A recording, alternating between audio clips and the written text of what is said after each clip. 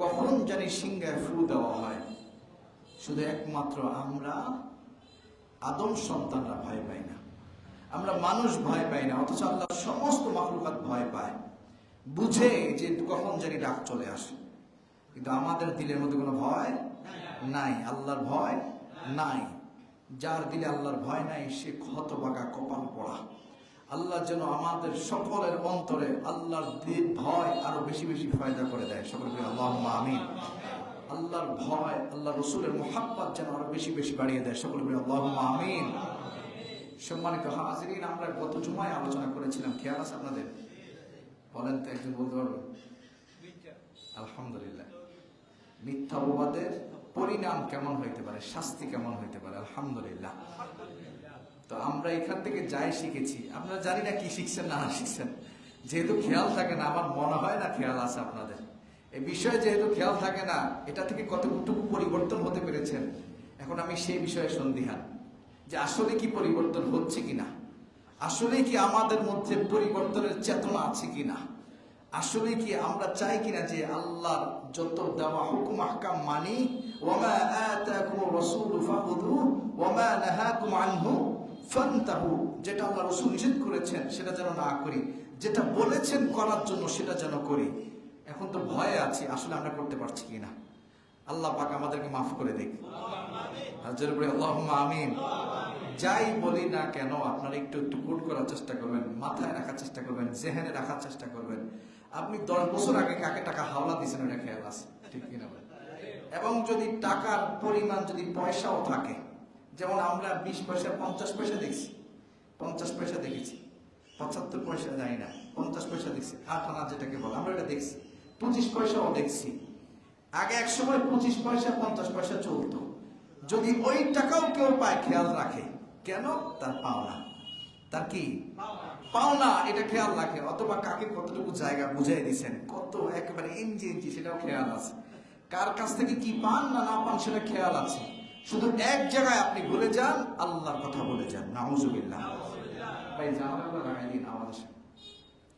আল্লাহর ভয় শুধু বলে যান, আল্লাহ যেটা করার জন্য বলেছেন সেটা বলে যান। নাউজুবিল্লাহি মিন যালিক। আল্লাহ আমাদেরকে মাফ করে দিক। আল্লাহুম্মা আমিন। আল্লাহ আমাদের জেহেন শক্তি বাড়ায় দিক। আল্লাহুম্মা আমিন। বেশি বেশি রব্বি জিদনি, আওয়াজ দিয়ে পড়েন, রব্বি জিদনি ইলমা। এটা আল্লাহর নবীর দোয়া। সুবহানাল্লাহ। রব্বি ইশরাহ লি সাদরি ওয়া ইয়াসসির লি আমরি ওয়াহলুল উকদাতাম মিন লিসানি। মুসা কালিমুল্লাহর কাছে দোয়া করেছে যে আল্লাহ আমার বক্ষকে প্রশস্ত করে দাও। সুবহানাল্লাহ। ওয়া ইয়াসসির লি আমরি, সমস্ত কাজ আমার জন্য সহজ করে দাও। আল্লাহু আকবার। ওয়াহলুল উকদাতাম মিন লিসানি, আল্লাহ আমার জিহ্বা দিয়ে যে শব্দগুলো বের হয়, আল্লাহ শব্দগুলো সুন্দর করে দাও। ইয়াফকাহু কওলি, যেন আমি কথা বললে মানুষ বুঝে যায়। সুবহানাল্লাহ। মুসা আলাইহিস সালামের ছোটবেলায় ঘটনা বলেছি আপনাদেরকে। জিহ্বার মধ্যে যে গরম লাগানো হয়েছে, তারপর থেকে তিনি কথা বললে অনেকটা অস্পষ্ট থেকে যেত। এই জন্য আল্লাহর কাছে দোয়া করেছেন, আল্লাহ আল্লাহ আমার কথা যেন মানুষ বুঝে যায়। সুবহানাল্লাহ। এই জন্য যদি কোনো ভুলে যাওয়ার সম্ভাবনা থাকে, বেশি বেশি আল্লাহর কাছে দোয়া করবেন, রব্বি জিদনি রব্বি জিদনি ইলমা। আল্লাহ আমাদের জেহেন শক্তি বাড়ায় দেন। আল্লাহুম্মা আমিন। এবং আপনি আমি যাই করি না কেন, যাই করি, আমি ভুলে যাইতে পারি, আপনি ভুলে যাইতে পারেন। ভুলেন না কে? ভুলেন না কে? কোনো কিছুই আল্লাহ ভুলেন না। ওয়ামা কানা রাব্বুকা নাসিয়া। আল্লাহ বলেন আল্লাহ কোনো কিছুই ভুলে যান না। সূরা মারিয়ামে আল্লাহ বলছেন যে আল্লাহ কোনো কিছুই ভুলে যান না। কি করো না না করো, কি কি জন্য তোমাকে পাঠিয়েছি আর তুমি কি করছো, তোমার খেয়াল না থাকলেও আমি আল্লাহর খেয়াল আছে। সুবহানাল্লাহ। এই জন্য আমাদেরকে প্রত্যেকটা বিষয় হিসাব করে পা ফেলতে হবে। রাজি আছেন ইনশাআল্লাহ? আল্লাহ আমাদের ক্ষমা করুক। আল্লাহুম্মা আমিন। আল্লাহ আমাদেরকে মাফ করে দিক। আল্লাহুম্মা আমিন। সম্মানিত হাজিরিন, আজকে একটা গুরুত্বপূর্ণ বিষয়, আমি আশা রাখি আপনাদের দোয়ায়, চেষ্টা করি যে আপনাদেরকে, আমি এই জুমার আলোচনা করার আগে অনেক স্টাডি করি যতটুকু আমার সম্ভব হয়। তো বিষয়গুলো একটু ভালোভাবে বাছাই করে নেওয়ার চেষ্টা করি যেন আপনাদের কাজে লাগে। তো আজকে একটা গুরুত্বপূর্ণ বিষয়, আমরা তো এটা স্বীকার করি যে আল্লাহর আযাব সত্য, ঠিক কিনা বলেন? আল্লাহর আযাব সত্য, এটা কোনোভাবেই মুক্ত হবে না, কেউ নিরাপদ নয়, মাপ পাবে না যদি আল্লাহ মাপ করেন, সেটাই অন্য হিসাব। কিন্তু এর আগে কোনো মাপ নাই। কোনো মাপ আছে না। আল্লাহর আযাব সত্য, এতে কোনো সন্দেহ নাই। লা শাক্কা ওয়ালা রাইবা ফি, আল্লাহর আযাব সত্য। এবং আল্লাহর আযাবের ভয়ে আপনাদেরকে বলেছিলাম যে সবাই ভয়ে থাকে আল্লাহর আযাবের, শুধু একমাত্র কারা ভয়ে থাকে না? মানুষ এবং জিন, এদের অন্তরে কোনো ভয় নাই। অথচ অন্য সমস্ত মাখলুকাতের ভয় আছে, আল্লাহর ভয় আছে, শুধু মানুষ এবং জিনের ভয় নাই। কেন? আল্লাহ মানুষকে অনেক মহব্বত করে বানাইছে, অনেক দয়া করে বানাইছে, ভালোবাসা দিয়ে বানাইছে। এজন্য মানুষ মনে করে আমি যাই করি আল্লাহ মাফ করে দিবে। নাউযুবিল্লাহ। আমি যাই অন্যায় করি না কেন আল্লাহর কাছে মাপ পাওয়ার সুযোগ আছে। কিন্তু একই ভুল, একই অন্যায় বারবার করা মানে আল্লাহর সাথে বেয়াদবি করা। কি করা? আল্লাহর সাথে কি করা? বেয়াদবি করা। এই জন্য একই অন্যায়, একই ভুল বারবার করা যাবে না। বারবার করা কি করা যাবে না? করা যাবে না। একবার ভুল হয়েছে, আল্লাহর দরবারে সিজদায় পড়ে যান, আল্লাহর কাছে ক্ষমার জন্য হাত পেতে দেন, মাওলা আপনাকে ক্ষমা করে দিবেন। সুবহানাল্লাহ। কিন্তু একই ভুল বারবার করা যাবে না। তো আল্লাহ পাক সূরা মাআরিজ, কোন সূরা? সূরা মাআরিজ আল্লাহ বলেছেন ইন্না আযাবা রাব্বিহিম গায়রু মা'মুন, আল্লাহর আযাব থেকে কেউ নিরাপদ না। আল্লাহু আকবার বলি। আল্লাহর আযাব থেকে কেউ নিরাপদ না। এটা তো আল্লাহ একজনের জন্য বলেন নাই, 10 জনের জন্য বলেন নাই, 1000 জনের জন্য বলেন নাই। আল্লাহ বলেন যে আমার মাখলুকাতের মতো যত সৃষ্টি আছে, আমার মাখলুকাতের মধ্যে যারাই আছে সবার জন্য এই বার্তা যে আল্লাহর আযাব থেকে কেউ নিরাপদ নয়। আল্লাহু আকবার। তো আমি আপনি একাকী ভাবে ভাবলেই হবে না যে আমি নিরাপদ, আমি মুক্ত, আমি এত ভালো কাজ করেছি, আমি এত নেকির কাজ করেছি, আমি মুক্ত হয়ে গিয়েছি। না, ইন্না বাতশা রাব্বিকা লাশাদীদ, আল্লাহর আযাব অত্যন্ত কঠিন, আল্লাহর পাকড়াও অত্যন্ত কঠিন, যেটা আপনি চিন্তা করতে পারবেন না। আল্লাহ সূরা তুরে বলছেন ইন্না আযাবা রাব্বিকা লাওয়াকি'উ মা লাহু মিন দাফি'উ। আল্লাহ বলছেন তোমার রবের আযাব অবশ্যই পতিত হবে। মা লাহু মিন দাফি'উ, এটাকে আটকানোর মতো পৃথিবীতে কোনো শক্তি, কোনো সামর্থ্য হয় না। আল্লাহু আকবার। আমরা যে জানি ইয়াজুজ মাজুজ, হাত্তা ইযা ফুতিহাত ইয়াজুজ ওয়া মাজুজ, ওদেরকে আটকে রাখা হয়েছে বিশাল প্রাচীর দিয়ে। যুলকারনাইন বাদশা আটকে রেখেছে। ওয়ায়াসআলুনাকা আন যুলকারনাইন কুল সাআতলু আলাইকুম মিনহু যিকরা। একজন বাদশা ছিল, পৃথিবীতে দুইজন বাদশা, মুসলমান বাদশা পুরো পৃথিবী রাজত্ব করেছে, আবার দুইজন অমুসলিম বাদশা পুরো পৃথিবীতে রাজত্ব করেছে। মুসলমানদের মধ্যে হচ্ছে একজন সুলাইমান আলাইহিস সালাতু ওয়াস সালাম, সুবহানাল্লাহ, আর আরেকজন হচ্ছে যুলকারনাইন। ওয়ায়াসআলুনাকা আন যুলকারনাইন, আল্লাহ সূরা কাহফে যার কথা বর্ণনা করেছেন, সেই যুলকারনাইন ইয়াজুজ মাজুজকে আটকে রেখেছে, বিশাল প্রাচীর দিয়ে আটকে রেখেছে। এই মাজুজ অনেক শক্তিশালী, দুনিয়ার বুকে অনেক শক্তিশালী। নমরুদ ফেরাউন শক্তিশালী ছিল, ঠিক কিনা বলেন? শক্তিশালী ছিল, কিন্তু আল্লাহ সৃষ্টি, আর আল্লাহ সৃষ্টির বাইরে গিয়ে কেউ শক্তি দেখাইতে পারবে না, কেউ পারবে না, যত কিছুই বলো। যেমন ফেরাউন বলেছে আলা রাব্বুকুমুল আ'লা, আমি তোমাদের রব। নাউযুবিল্লাহ। কিন্তু ফেরাউন একদিন সমুদ্রের নিচে ডুবে গিয়েছে, ফেরাউন একদিন ভয়ঙ্কর ভাবে পতিত হয়েছে। আল্লাহ তাকে মিশিয়ে দিয়েছেন, মাটিতে মিশিয়ে দিয়েছেন। যখন তার জবান দিয়ে কালেমা আসার সুযোগ হয়েছিল, সে চিন্তা করেছে বাচ্চার আর উপায় নাই, ও মুসা আমাকে উঠে নাও, ও মুসা আমার জবান দিয়ে কালেমা পড়ায় নাও, ও মুসা তুমি যার প্রতি ঈমান এনেছো আমিও তার প্রতি ঈমান আনতে চাই। তখন আল্লাহ পাক বললেন আর সুযোগ নেই, জিব্রাইল তার মুখের ভিতরে মাটি ঢুকাইয়া দাও। জিব্রাইল মুহূর্তের মধ্যে মাটি ঢুকাইয়া দিয়েছে। ফেরাউনের জবান দিয়ে আর কালেমা বের হয় নাই, আর মুসলমান হওয়ার সৌভাগ্য হয় নাই, তাওহীদের দাওয়াত কবুল করার সৌভাগ্য হয় নাই। কেন? তার সারা জিন্দেগি জুলুমের উপরে গিয়েছে, সারা জিন্দেগিতে অন্যায়ের উপরে গিয়েছে, সারা জিন্দেগিতে মানুষকে খুন করেছে, পিঁপড়ার মতো, মশার মতো, মুড়ির মতো মানুষকে মেরেছে। একটা মুহূর্তের জন্য ভাবে নাই কি হতে পারে, কি হতে পারে। জীবনের শেষ মুহূর্ত পর্যন্ত জুলুম করেছে। এজন্য আল্লাহ বলে আর সুযোগ নাই। তুমি এতদিন নিজেকে রব ভেবেছ, এতদিন নিজেকে প্রভু ভেবেছ, এতদিন নিজেকে অনেক কিছু ভেবে অনেক কিছু করেছ। আজকে আর সুযোগ নাই। আজকে তোমার পাকড়াও করার সুযোগ। আল্লাহু আকবার। আজকে তোমাকে আটকানো হবে। এজন্য বলা হয় ইন্না বাতশা রাব্বিকা লাশাদীদ। আল্লাহর পাকড়াও অত্যন্ত কঠিন, আল্লাহর আযাব অত্যন্ত কঠিন, আল্লাহর শাস্তি অত্যন্ত কঠিন, যেটা থেকে বাঁচার কোনো উপায় নাই। ইন্না আযাবা রাব্বিকা লাওয়াকিআ। আল্লাহ বলছেন তোমার রবের পাকড়াও, তোমার রবের পাকড়াও অবশ্যই হবে, শাস্তি অবশ্যই হবে। মা লাহু মিন দাফিআ। কোনো শক্তি নেই বাঁচানোর মতো, এটাকে আটকানোর মতো কোনো শক্তি নেই। এই আয়াত যখন হযরত ওমর রাদিয়াল্লাহু তাআলা তিনি পড়েছেন, তিনি যখন পড়েছেন, পড়ার পরে কান্না করতে করতে করতে অসুস্থ হয়ে গিয়েছে। আল্লাহু আকবার। অথচ আমার আপনার সামনে কতবার এই সূরা তেলাওয়াত হয় না? সূরা তুর ওয়া তুর ওয়া কিতাবিন মাসতুর ফি রাক্কিম মানশুর ওয়াল বাইতিল মা'মুর ওয়াস সাকফিল মারফু' ওয়াল বাহরিল মাসজুর ইন্না আযাবা রাব্বিকা লাওয়াকি' মা লাহু মিন দাফি'।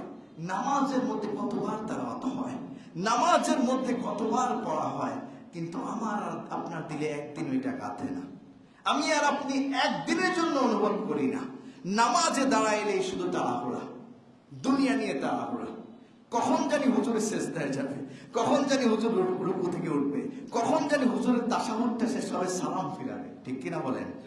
কত তাড়াহুড়া।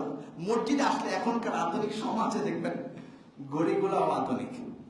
আগে তো শুধু ঘড়ি ঘুরতো, ঘড়ি ঘুরতো, আপনি মিনিট জানতেন, সেকেন্ড খেয়াল রাখতেন না। এখন সেকেন্ডও খেয়াল রাখা হয়। 1টা বাজে 2 সেকেন্ড, 3 সেকেন্ড, 4 সেকেন্ড উঠতেছে, মানে কোন রকম হুজুরের টাইমটা ক্রস করে কিনা, 1টার পরে হুজুর দেরি করলো কিনা। এর চেয়ে দুঃখের বিষয় আর কি হতে পারে? ঠিক কিনা বলেন? এই সেকেন্ড আপনি ট্রেন ধরার বেলাও বলেন না, এই সেকেন্ড আপনি বিমান ধরার বেলাও বলেন না, এই সেকেন্ড আপনার অনেক কিছু হারিয়ে যাওয়ার ভয়ও বলেন না, শুধু মসজিদ আসলে বলেন। কেন জানেন? শয়তান আমাদের মাথার উপর ভর করে ফেলেছে। ঠিক কিনা বলেন? শয়তান আমাদেরকে পাকড়াও করে ফেলেছে, শয়তান আমাদের চারপাশে গ্রাস করে ফেলেছে। শয়তান আল্লাহর কাছে কসম খেয়েছে, قال فبما أغويتني لأقعدن لهم صراطك المستقيم ثم لآتينهم من بين أيديهم ومن خلفهم وعن أيمانهم وعن شمائلهم। শয়তান বলে আল্লাহ ও আমার রব, রব বলে স্বীকার করে, প্রভু তোমার ইজ্জতের কসম, আমি বলছি তোমার বান্দাদেরকে আমি একদম নিষ্ক্রিয় করে ফেলবো, ধ্বংস করে ফেলবো, তাদেরকে অস্পৃশ্য দিয়ে নিমজ্জিত করে ফেলবো। কিভাবে নিমজ্জিত করব? আল্লাহকে বলেছে, আল্লাহ তুমি দেখবা, সুম্মা লাআতিয়ান্নাহুম মিন বাইনি আইদিহিম ওয়া মিন খালফিহিম, আমি দেখবা সামনে থেকেও আসবো, পিছন থেকে আসবো, ডান থেকেও আসবো, বাম থেকেও আসবো, কোন দিক থেকে বাঁচার উপায় নেই। আমি তোমার বান্দাদেরকে প্রতি মুহূর্তে অস্পৃশ্য দিয়ে যাব। নাউযুবিল্লাহ। এখন দেখা গেল শয়তান সাকসেস। ঠিক কিনা বলে? শয়তান সাকসেস হয়ে গিয়েছে, আমরা ব্যর্থ। কিন্তু আল্লাহ বলেন না, কদ আফলাহাল মুমিনুন, মুমিনরা বিজয়ী। কারা বিজয়ী? বুঝতেছেন কথা আপনারা?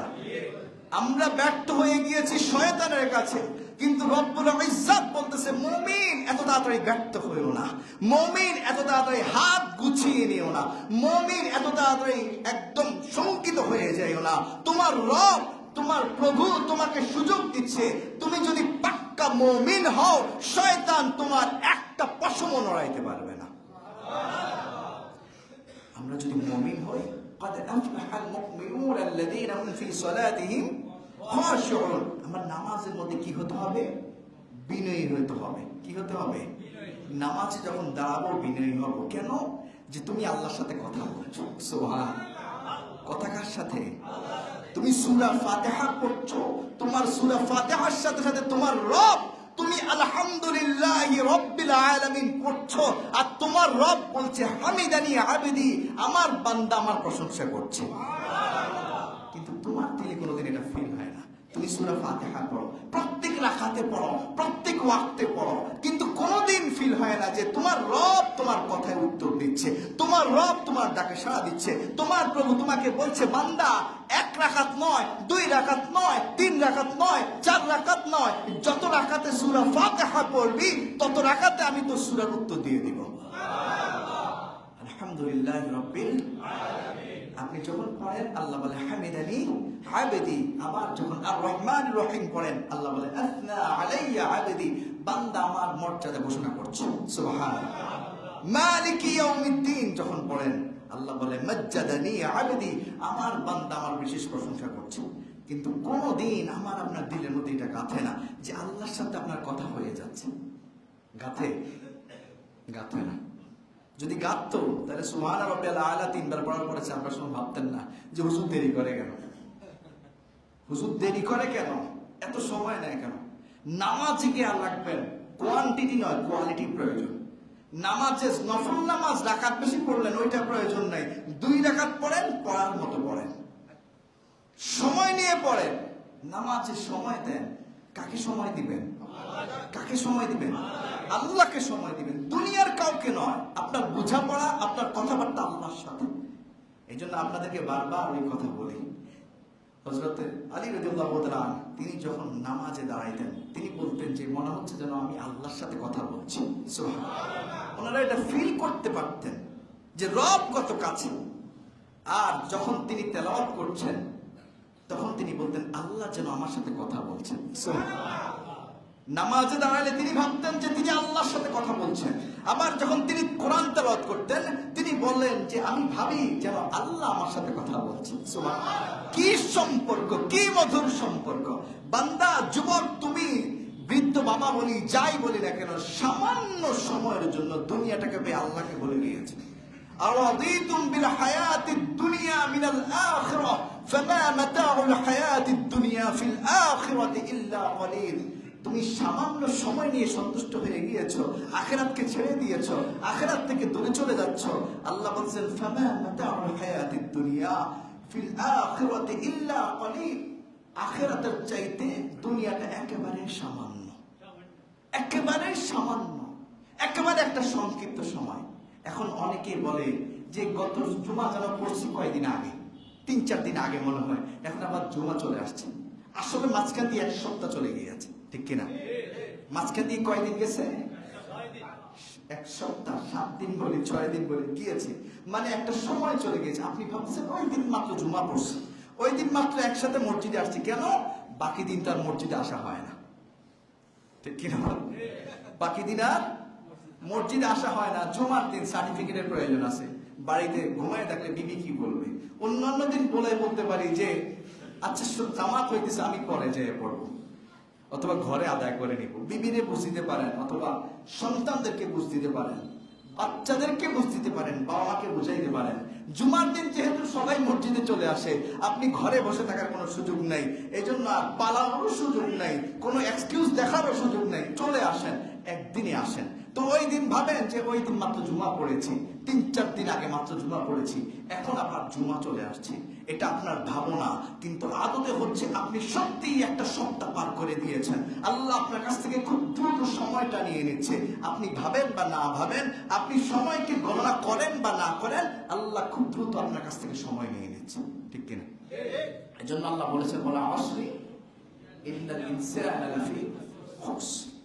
আল্লাহ বলেছেন যুগের কসম, সময়ের কসম, আল্লাহ সময়ের কসম খেয়েছে। ইন্নাল ইনসানা লাফি খুসর, মানুষ অবশ্যই ক্ষতিগ্রস্ত, বিপদে আছে। ইল্লাল্লাযীনা আমানু ওয়া আমিলুস সালিহাত, একমাত্র তারা কারা? যারা ঈমানদার, ওয়া আমিলুস সালিহাত, সৎ কাজ করে, ওয়া তাওয়াসাউ বিল হক ওয়া তাওয়াসাউ বিস সবর, যারা হকের আদেশ দেয়, উপদেশ দেয়, এবং যারা ধৈর্যের উপদেশ দেয়, তারা ছাড়া সবাই ক্ষতিগ্রস্ত। আল্লাহ পাক আমাদেরকে মুক্ত করুক। আর জোরে পড়ে আল্লাহুম্মা আমিন। বলতেছিলাম খলিফাতুল মুসলিমিন ওমর, তিনি যখন এই আয়াত তেলাওয়াত করেছিলেন তিনি কান্নায় ভেঙে পড়েছেন এবং অজ্ঞান হয়ে গিয়েছেন, অসুস্থ হয়ে গিয়েছেন। একটানা 20 দিন অসুস্থ অবস্থায় ছিলেন। আল্লাহু আকবার। একটানা 20 দিন। কিসের জন্য? কিসের জন্য? আল্লাহর ভয়। কি আয়াত? সূরা তুরের ওই আয়াত 7 নম্বর 8 নম্বর আয়াত, ইন্না আযাবা রাব্বিকা লাওয়াকি'u মা লাহু মিন দাফি'।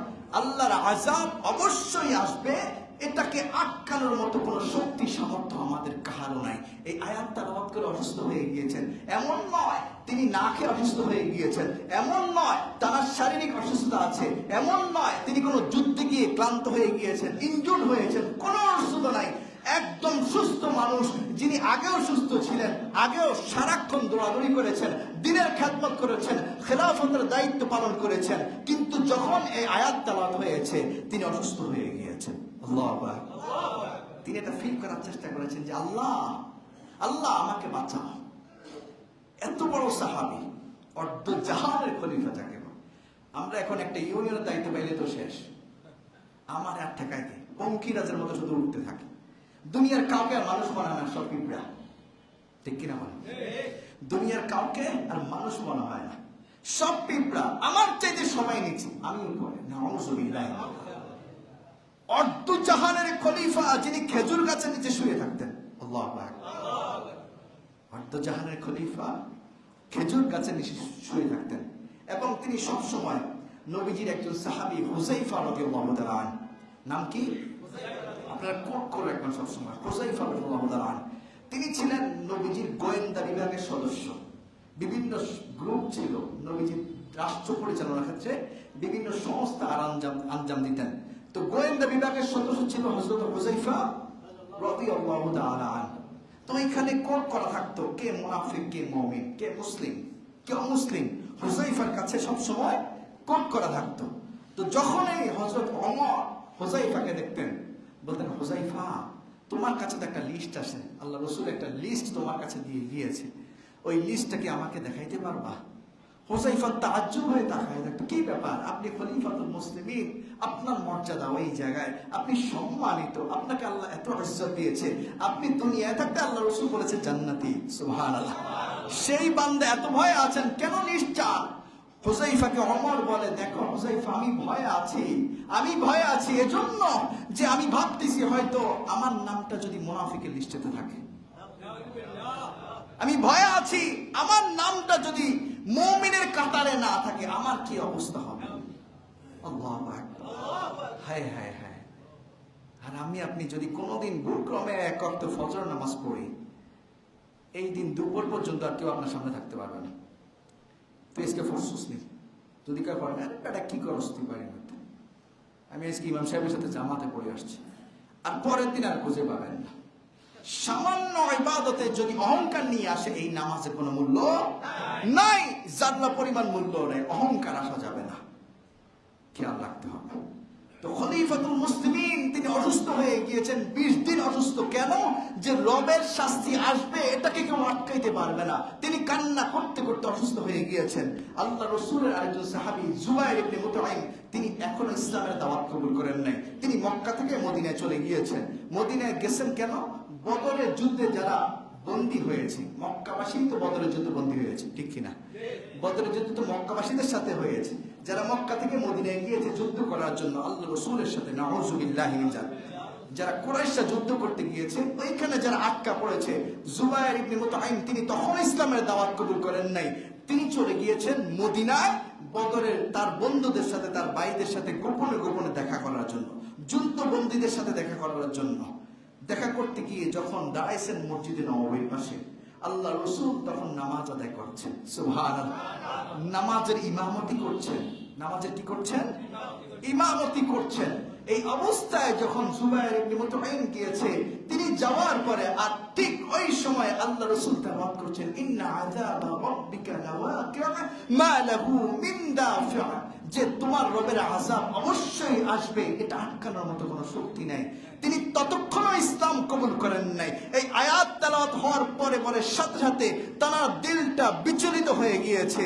বলতেছেন যখন নামাজ শেষ হয়েছে, সরকারে কায়নাত দরবারে দৌড় দিয়ে চলে গিয়েছে, ইয়া রাসূলুল্লাহ, আমি এসেছিলাম আমার বন্দী ভাইদের দেখানোর জন্য, দেখা করার জন্য, আমি এসেছিলাম আপনার কাছে বলে কয়ে তাদেরকে মুক্ত করে নিব, না এখন আর সেটা নাই, ইয়া রাসূলুল্লাহ, ইয়া হাবিবাল্লাহ, এখনই আমাকে কালেমার দাওয়াত দিয়ে দেন, এখনই আমাকে ইসলামের দাওয়াত দিয়ে দেন, আমি আপনার হাতে বায়াত করে নিচ্ছি। এক আয়াতের মর্মার্থ এত বেশি। আল্লাহু আকবার। কিন্তু আমার আপনার দিলে কোনোদিন এটা গাঁথে না। সূরা নিসা আল্লাহ পাক আয়াত নাযিল করেছেন, ফাকাইফা ইযা জিনা মিন কুল্লি উম্মাতিন বিশাহীদিন ওয়া জিনা বিকা আলা হাউলাই শাহীদা।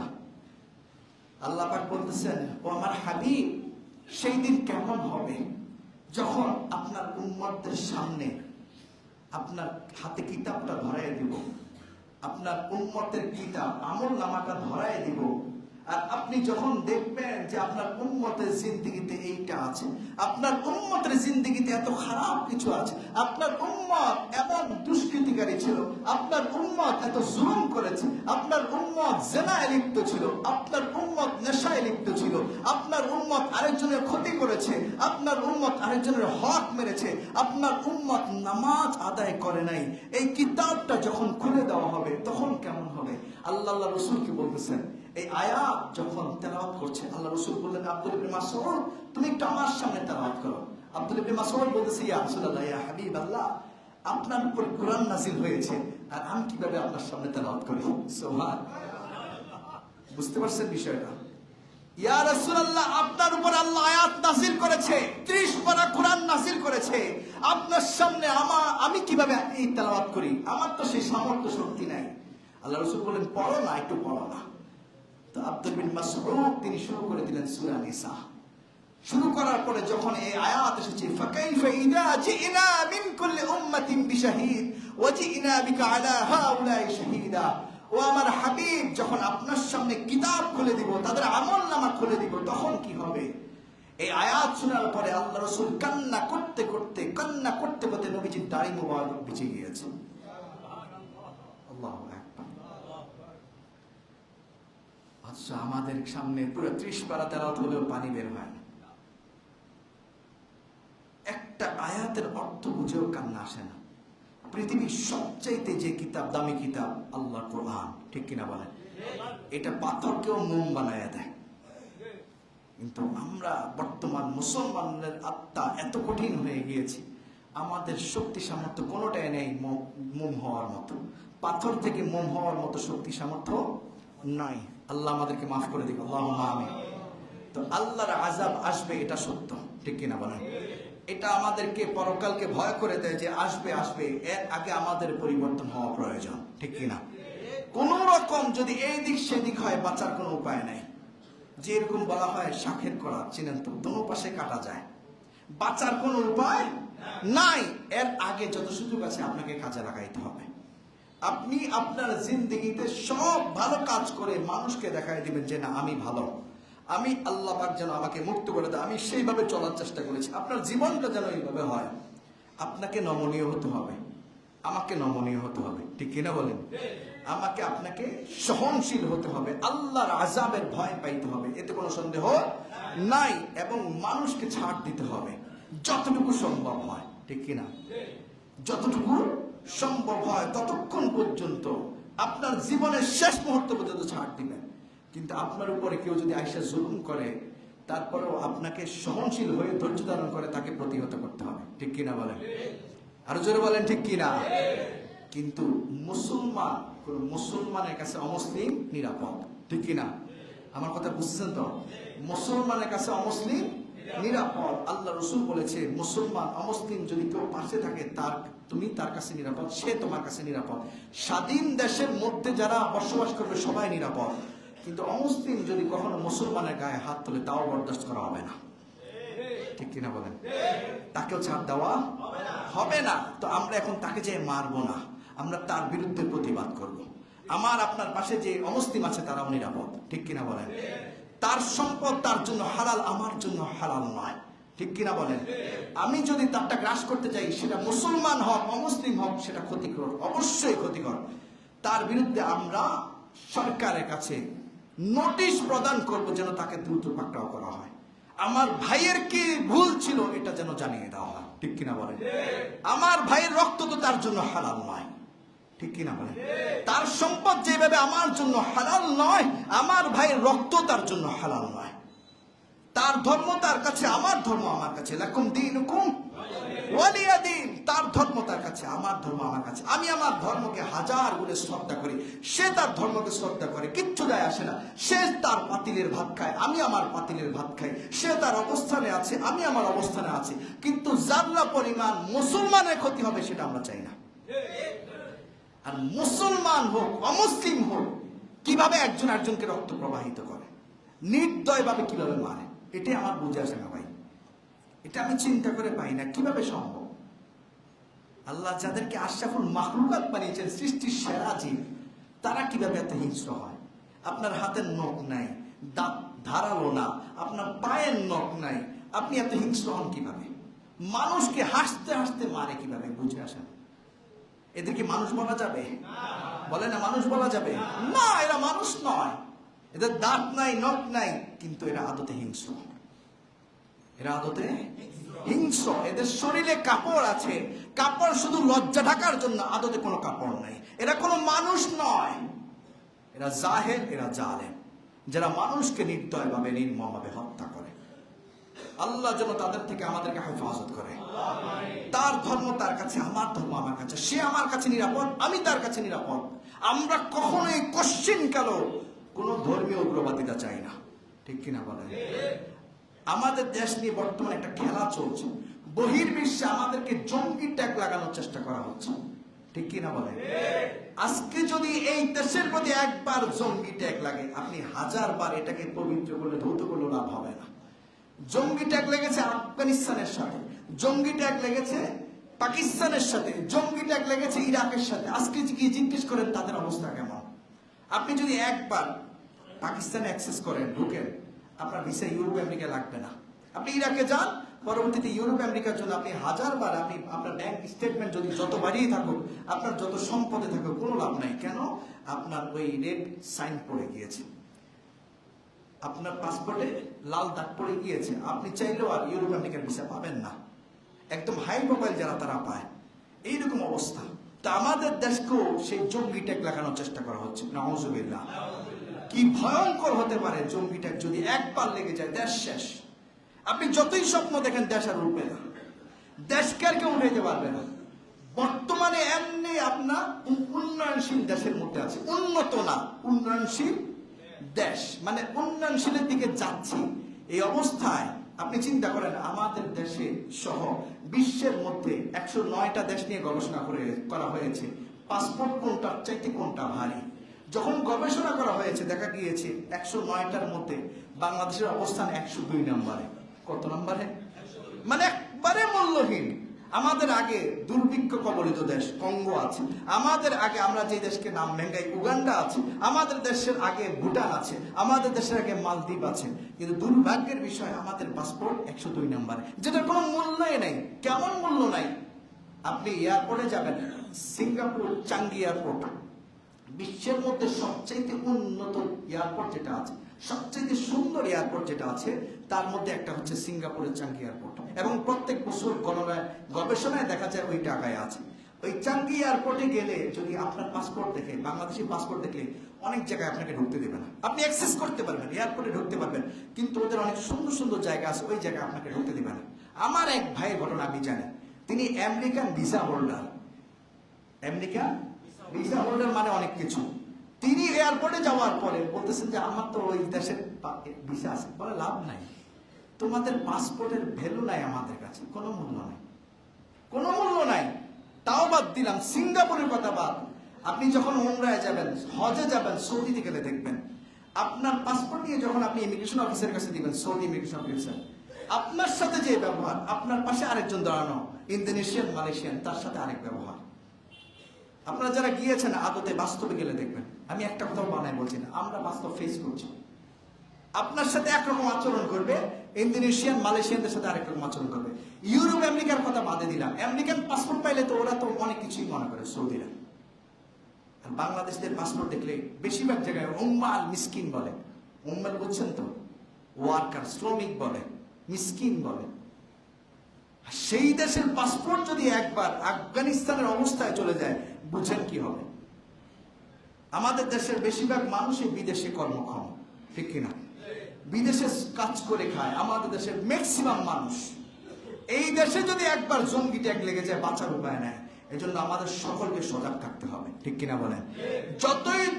যতই দুষ্কৃতিকারীরা দুষ্কৃতি করুক না কেন, যতই দেশ নিয়ে খেলতামাশা হোক না কেন, আমাদের সজাগ থাকতে হবে। আমাদেরকে উস্কিয়ে দেওয়া হচ্ছে তোমরা যুদ্ধে লেলিয়ে যাও, কিন্তু সচেতন নাগরিকরা কোনোদিন যুদ্ধে যাবে না, ঠিক কিনা বলেন? আমরা আমাদের জায়গা থেকে প্রতিবাদ করব এবং আমার ভাইয়ের রক্তের ফোঁটা ফোঁটা এটার মূল্য দিতে হবে। আমরা সরকারের কাছে বলতে চাই যে আপনি সঠিকভাবে বিচার করেন, কেন হত্যা হলো, কেন তাকে নির্মমভাবে হাজার মানুষ সামনে মেরে ফেলা হলো। আমরা তো তাদের কাউকে মারি নেই, আমরা তো তাদের কাউকে হত্যা করি নাই, কার উপর জুলুম করি নাই। আমাদের মুসলমান ভাইরা তাদের মন্দির পাহারা দিয়েছে, ঠিক কিনা বলেন? কিন্তু বিনিময়ে আমরা কি পেয়েছি? হত্যা। নাউযুবিল্লাহি মিন যালিক। আমরা এই সমস্ত কাজের সাথে জড়িত না। আমাদের পাশে যারা আছে তারা আমাদের কাছে নিরাপদ। আপনি রামগঞ্জে কোনো জায়গায় শুনেছেন কোনো হিন্দুরা ক্ষতিগ্রস্ত হয়েছে? কোথাও পাবেন না। এই রামগঞ্জ শহর বলেন, আশেপাশের উপজেলা যত আছে, কোথাও হিন্দুরা ক্ষতিগ্রস্ত হয়েছে আপনি নজির পাবেন না। ওরা নিরাপদ আমাদের কাছে, ওরা ওদের ধর্ম পালন করছে, আমরা আমাদেরটা পালন করছি। কিন্তু দুর্ভাগ্যের বিষয়, ওদের কাছে আমরা নিরাপদ না।